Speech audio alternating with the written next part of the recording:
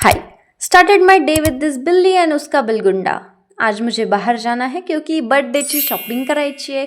तुम्हाला माहिती नसेल तर मी सांगते, माझा बर्थडे 16 जानेवारीला असतो. त्याचाही व्लॉग येणार आहे, सो सबस्क्राईब करून ठेवा. एवढ्या बायकांच्या गर्दीतूनही घुसून न ती बघण्याचं टॅलेंट फक्त माझ्याकडेच असेल. आय मीन मी आणि माझ्या बेस्ट फ्रेंडकडे. मी बर्थडेला काही 9वारी 6वारी घालणार नाहीये, सो डोंट वरी. घरी एक फंक्शन आहे, त्यासाठी नथ हवी आहे. ते फंक्शन झालं की त्याचाही व्लॉग येणार आहे, डोंट वरी. सो त्यानंतर मस्तपैकी मी टॉप्स घेतले, कारण मला माझ्या ड्रेसवरती मॅचिंग असं काहीतरी हवं होतं.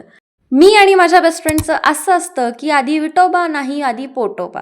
पण यावेळेला आम्ही विठोबा म्हणजे काम आधी केलं आणि त्यानंतर आम्ही मस्तपैकी पाणीपुरी एन्जॉय केली आहे, जे की मी पैसे दिले होते. नेक्स्ट टाइम पार्टी माझ्या बेस्ट फ्रेंडकडून असेल, असं प्रॉमिस घेऊन आम्ही निघालो आहोत घरी.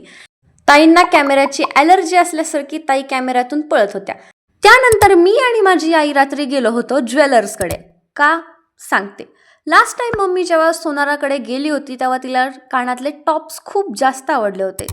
मम्मी मला ते बड्डेला गिफ्ट करते. मला त्याचा जास्त आनंद आहे. सो माझ्याबरोबर माझ्या मम्मीने ही शॉपिंग केली, पण जेव्हा बिल्सची वेळ आली तेव्हा माझ्या मम्मीची आणि माझी तोंड बघण्यासारखी होती. सोडा ते जाऊ द्या. घरी येऊन मस्तपैकी कोकोनट ऑइलमध्ये कापूर मिक्स केला आणि ते थोडंसं गरम करून डोक्याला लावणार होते. का? कारण माझी आजी म्हणते की डोक्याला गरम तेल लावलं की डोकं शांत होतं, माणूस कितीही चिडलेला असू देत. आता ते किती खरं आहे देव जाणे. सो आजच्यासाठी एवढंच. परत भेटू. बाय.